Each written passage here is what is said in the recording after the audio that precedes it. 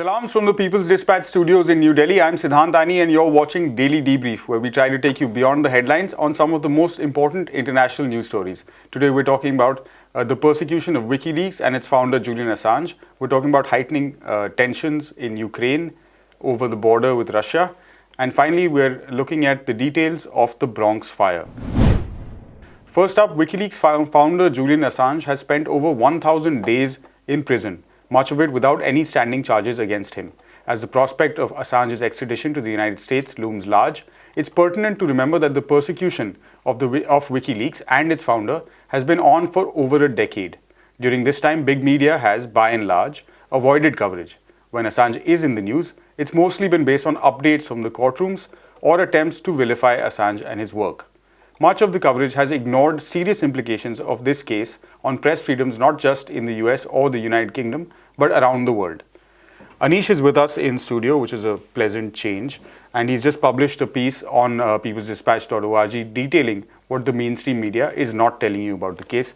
Anish, give us a gist of your story and the important points that you've brought up in it.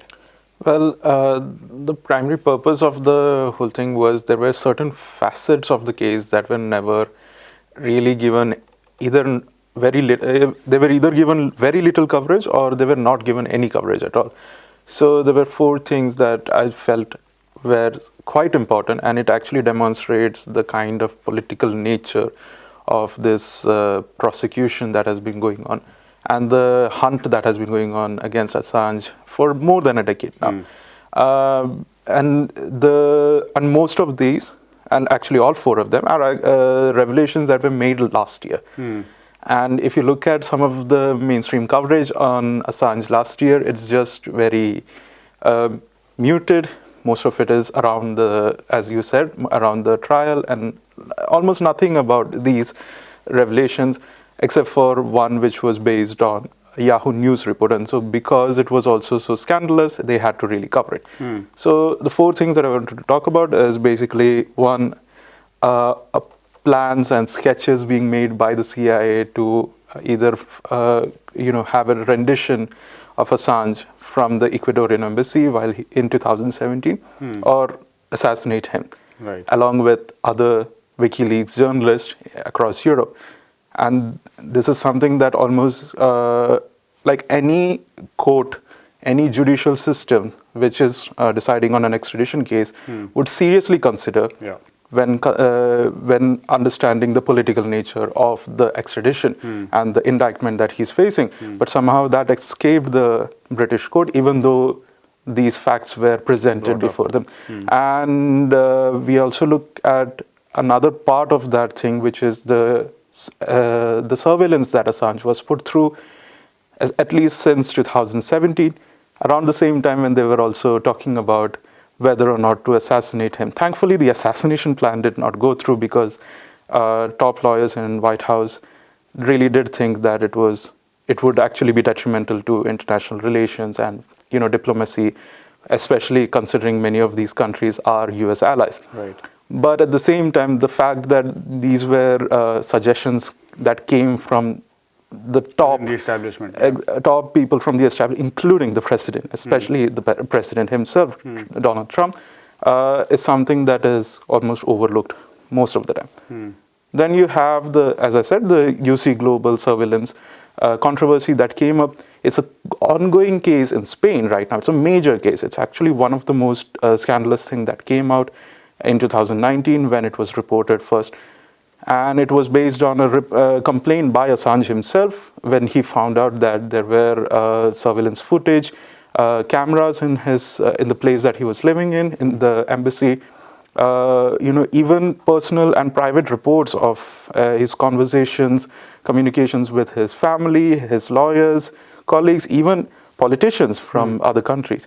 So these were things that, and this was done at the behest of the CIA. That is something that the people who were part of this surveillance, illegal surveillance on Assange, had admitted to the Spanish court, especially the UC Global's director, David Morales. And apart from that, the two whistleblowers who actually gave much of the evidence for the case. Then there comes something that happened much earlier. which was in 2011 when, under the Obama administration, when they tried to acquire a testimony against Assange and WikiLeaks, trying to prove that they were not journalists, or create at least a narrative that they were not journalists, but actually hackers who were trying to hack into the US security system and intelligence system. And that really is currently now the basis of the Trump era indictment, which Biden administration also follows through. Right. So the basis of that kind of narrative is a testimony given by one Siggy Thordarson, who was a hacker who presented himself as somebody who's closely associated with Assange and WikiLeaks in general, and who claimed that he had hacked at the behest of Assange prompting in a major case that actually came up in Iceland. So last year, in an interview with an Icelandic magazine, he admitted that he actually fabricated the entirety of his testimony. He completely misrepresented himself and his relationship with Assange. In fact, he actually misappropriated fundraising money from WikiLeaks, and it is to escape the repercussions of that kind of misappropriation that he actually presented himself as a witness. Exactly, and also other crimes that he's now serving jail time for sexual abuse charges, child abuse charges. Right. So we are looking at a very compromised indictment to begin with. The indictment itself, on which the extradition is based on, is something that is based on very flimsy ground, and something very. And when the very person who testified claims that he has actually lied. It shows the fact that there was nothing that the US did to actually cross-check or to rigorously go through the evidence that were given to them before going through the indictment. So it was a political, persecution. Yeah. And also at the end, we also need to remember that how Siggy Thordarson was acquired by the Obama administration, by the FBI, no less. We are not even talking about the CIA. It was the FBI that actually got him out of Iceland. And this was done because there was a DDoS attack on major Icelandic websites, government websites. And they had actually sought assistance from the United States at the time. And FBI got permissions to enter the country. And much of what they did during that time was to actually follow up through Thordarson, get his testimony, hold meetings with lawyers and other people along with him, and then fly him out of the country. Right. So we are looking at a concerted effort to actually go after WikiLeaks and Assange because of the exposés that he and the website has actually published regarding US war crimes, its espionage program, and even like the Vault 7 was one of the reasons why the assassination plan was even suggested, because the CIA actually found him to be giving out information that is quite embarrassing to them. So what we are looking at is a concerted effort by the US establishment, from the president's office to the intelligence community, to actually undermine every institution that they can come across, every norms, every international laws, anything that they can go through, undermine at their capabilities. They were doing that just to pursue this, I would say, persecution against Assange, because it is really not just an indictment we are looking at. Absolutely. And you can, of course, read Anish's article on, like I said, peoplesdispatch.org. Anish, what is Assange's situation at present? What's the latest update on that? The last we heard was that was another revelation actually that came up in December, right after the High Court's verdict came out. Which is that he actually suffered a stroke while in the Belmarsh prison, in the middle of the trial, in fact. And this is something that many people did notice during the course of the trial. Many people did notice that he was slurring many times. He was not very well. He couldn't really sit through a lot of the court, even when it was done, remotely. So in this case, we are looking at a person whose health is really in danger. Compromised, yeah. Exactly, and he is serving prison sentence without charges, as you said, but also in the most high security prison that the United Kingdom has, for no reason other than the fact that the US thinks that he is a flight risk. So the UK courts are also doing it at their behest, and in this case scenario, none of this part is justified. Even if you look at the magistrates' court's verdict, which actually found that he's a suicide risk, he's going through mental health problems, which accepted the fact that he's going through mental health issues, to deny the extradition request. Even they continued this imprisonment, knowing that the isolation that he's been put through, the risk that he suffers while in that prison is still high. And that is something that is very often overlooked. On top of that, we are kind of in a limbo right now because the appeal hasn't gone through yet against the High Court's verdict. And it is the High Court that has to decide whether or not the appeal has to go to the Supreme Court. And in such a case, we are not very sure how things will move forward.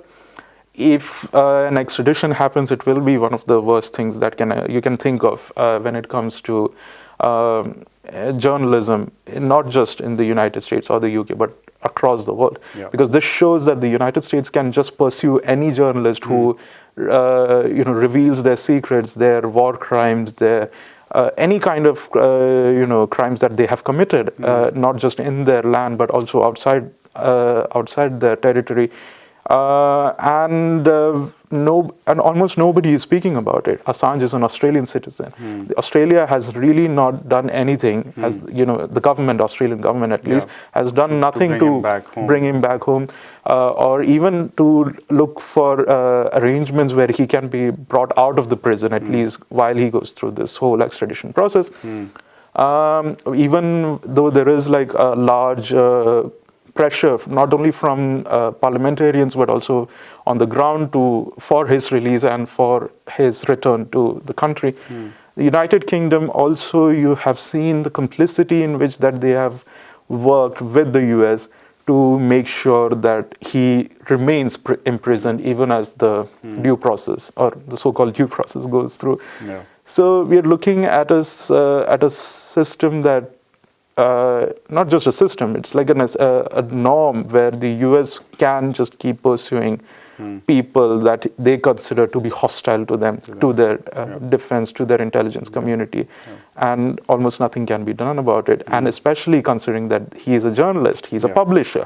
Whatever charges that they're bringing up, even those show that he's done nothing than what a normal journalist would be doing, exactly, which is to follow up for your sources. Even if they're leaking documents, you follow up with your sources, right?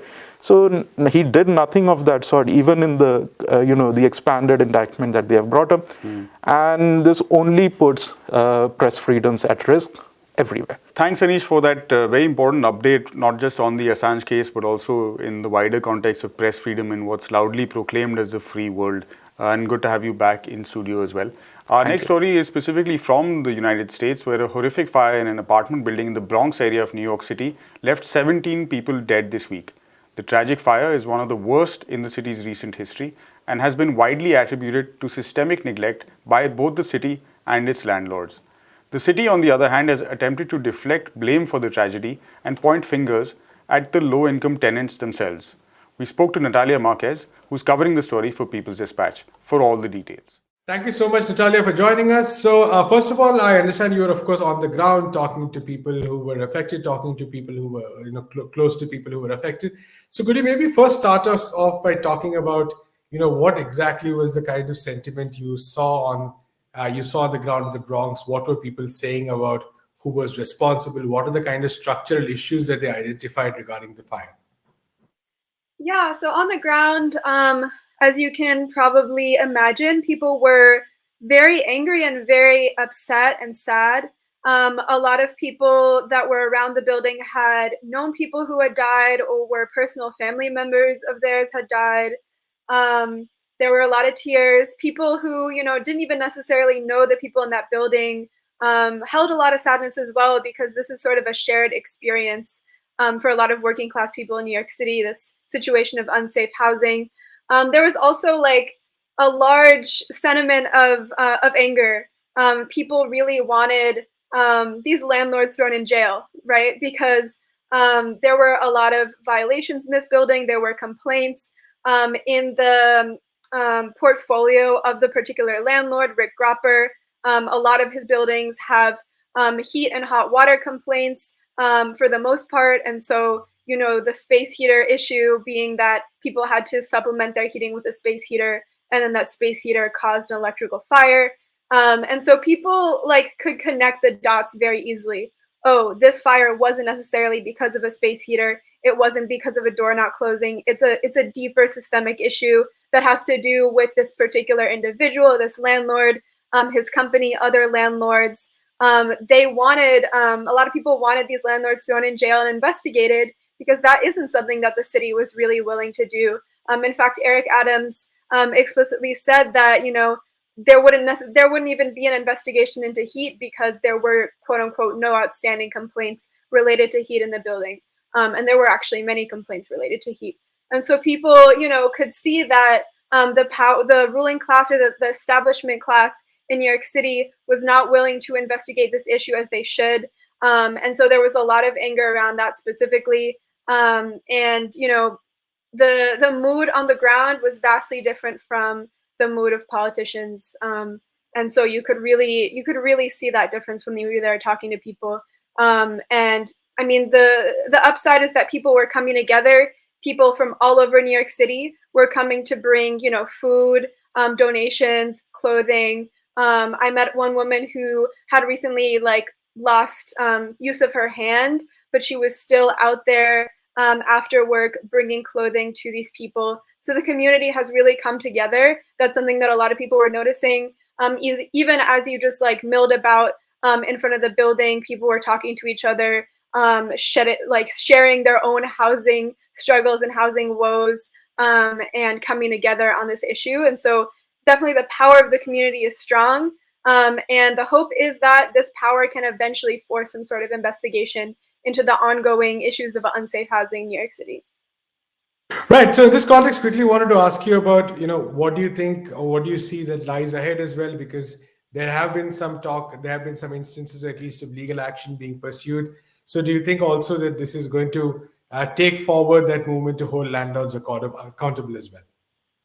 Yeah. So there is, to my knowledge, one lawsuit that has been filed by a couple in the building around the like complaints about it just not being fire safe. So there are no outdoor fire escapes.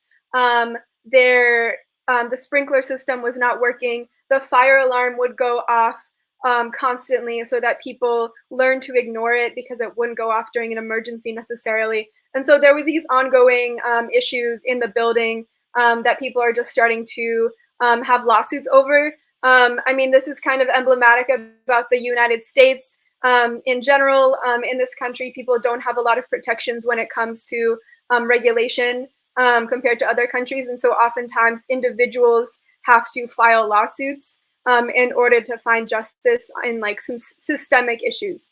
Yeah, there has been a lawsuit filed, and you know, it remains to be seen if there will be others, or if there will be some sort of different push in a different direction to just investigate and prosecute these landlords.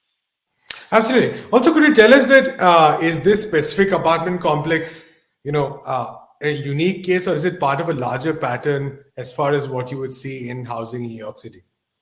So it's definitely not unique. There are space heater fires all the time in New York City. Annually, they claim, you know, hundreds of lives in the city. And this is not the only sort of structural issue with unsafe housing.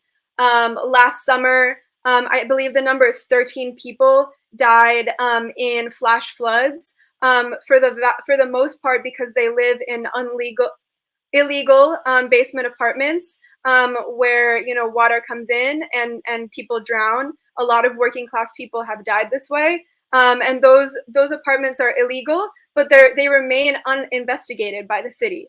There's a lot of issues of just like unsafe, dangerous, deadly housing that the city doesn't really take a lot of action on. People, especially landlords, are allowed to make more profits by letting low income or public housing fall into disrepair. This is also an ongoing issue with the public housing stock in New York City. So the building that caught on fire is privately owned and state subsidized. That's the case with a lot of buildings. But New York City also has the largest public housing system in the United States. That also is very, very underfunded and under-repaired. Going into a lot of these buildings, the staircases are the only way to go up and down the building because the elevator doesn't work, leaving elderly residents trapped in their homes.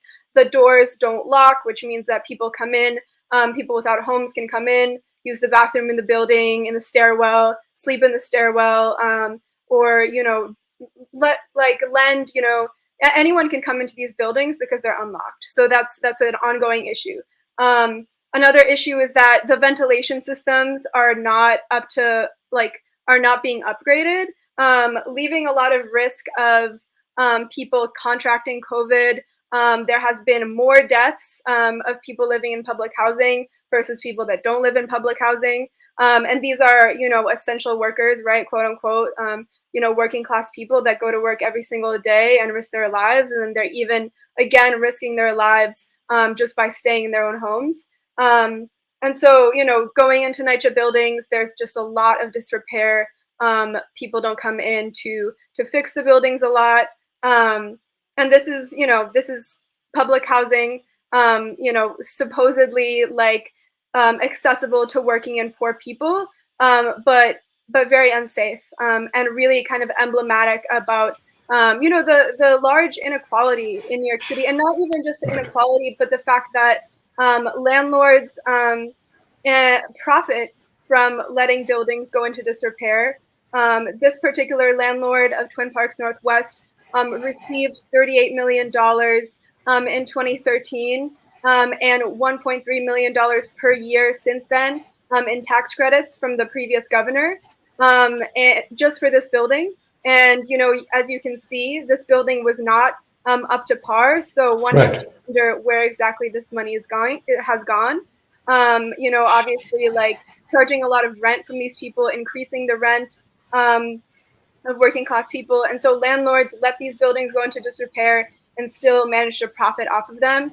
And that's just, the systemic issue of housing injustice in New York City. Right. Thank you so much, Natalia. We look forward to your coverage on more of these issues as well. Okay, thank you so much for having me. And finally, tensions continue to rise in Europe with talks on diffusing the situation in the Russia-Ukraine border not seeming to proceed smoothly. There have been a number of rounds of discussions between various players over the past week, and the gaps in positions between Russia and the West seem as wide as before. Many are raising the specter of war, even as other experts have pointed out that this could be both sides taking harsh positions before a compromise. NewsClick Prabir Purkayastha brings us the latest in this rapidly developing situation. In the crystal ball, in terms of future prediction, is always a very risky enterprise, and we shouldn't really think about trying to calculate what each side can do. But if we look at it, all this started essentially from the Biden-Putin talks. And therefore, the fact that the Biden-Putin talks seem to have gone nowhere, but led to 3 more discussion itself is at least a step forward. That finally, what Russia put on the table, NATO expansion, is being discussed. It has become an international issue. It's something that is now worrying people, that there has been this eastward march of NATO, which didn't seem to be stopping, and has finally Russia drawing a line on the sand, now brought it to a place where at least it needs to be discussed. What resolution will take place, we don't know as yet. Russia has also put on record the fact that the US also should think about that Venezuela, Cuba are close to the United States, and it is possible for Russia to build up certain facilities over there, bolster at least Venezuela militarily.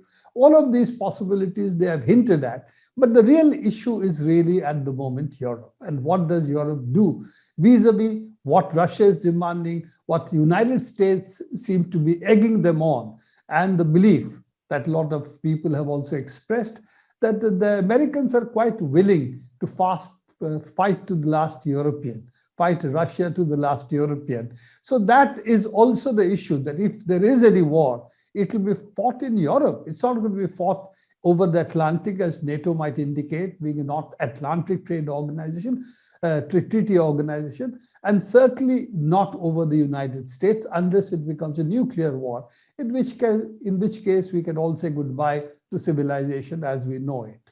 So in that sense, I think the stakes are very high for Europe, but at the moment, France and Germany are in transition politically. One, we have just a new government in Germany. Are they going to go back to the Merkel position, which was Germany trying to play an independent role, also looking at its energy security, which is closely tied up with the basically gas from Russia? So whether they will go back to that position or they will join the United States as well as some of the Baltic states, Poland, Romania, for instance, who seem to be much more hawkish on Russia. So what is it that they're going to do? France is in uncertain territory because, again, elections are pending in France, and we don't know if there is any universal acceptance of France's trajectory. We have a presidential hopeful who has actually talked about how Europe should chart a new course for itself and should get out of NATO. There is no reason why NATO should continue as a treaty organization. So all of this is the background. So I'm going to say I take Stoltenberg, who otherwise is not known as a dub, his position that we can start discussing missile deployment in the Baltics, in Eastern Europe. We can discuss the return to the INF treaty, which the United States had walked out of. So Stoltenberg put the responsibility on Russia. So all these things are also happening. Of course, there are the nuclear sanctions, or what would be called the economic sanctions, which the Senate of the US Congress is preparing, which they might start imposing even before a war, in which case, of course, you really precipitate a much more serious crisis. So I think all these things we'll have to see at the moment. But, I'm not really pessimistic about getting into an understanding. The fact that the issues that Russia has raised has come on the table, are being discussed is a step forward. The question that I have is, even if both sides don't want to get into war, and Russia seems to have clearly indicated that it is not going to go into a war unless the status quo in Ukraine changes, meaning they put missiles on Russian borders, which will give, 5 to 7 minutes missile time before missiles reach Moscow, or the Donbas region is attacked and the autonomy of the Donbas region is threatened, in which case also Russia, I think, can intervene over there. So I think these are options that Russia has put on the table, but they're saying they will not discuss forever, and they will have to think of what countermeasures they can take, because if NATO really does expand to its border, it's a question of strategic survival, in the sense that you don't want missiles 5 to 7 minutes from your capital region. So I think that is something which is very serious. But at the same time, the fact that discussions are taking place, even with all the noise about how, discussions are going nowhere, and how, Russia is preparing for various attacks. Every day in the Western media, you hear about Russia doing A, B, or C. I think all of this has to be taken with a great deal of salt. Pinch of salt is probably an understatement.